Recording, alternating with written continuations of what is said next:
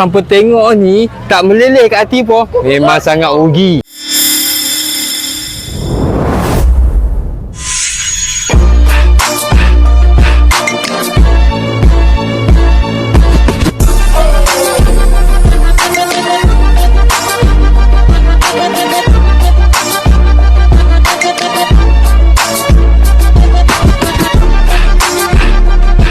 Hari pertama ni kita nak promote kat hangpa. Macam besok mana-mana event kita akan selalu tunjuk kat hangpa menu yang selalu viral.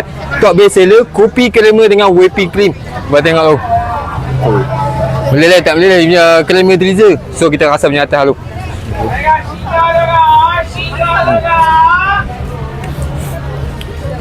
Bergemes tengok lemak manis tu memang ngam. Jom kita rasa ayam lah. Bismillahirrahmanirrahim.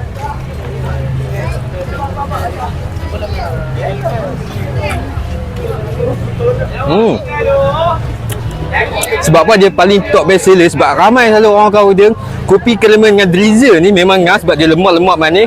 Kopi yang campuran dengan kau, susu yang lemak yang manis tu tambah dengan apa? Whipping cream ni memang ngam elok sebati elok. So guys, orang berkaitan dengan Sendayan ni boleh pakai main sebelum tak masih ada lagi. Dah hari pertama masih berbaki lagi 4 hari guys.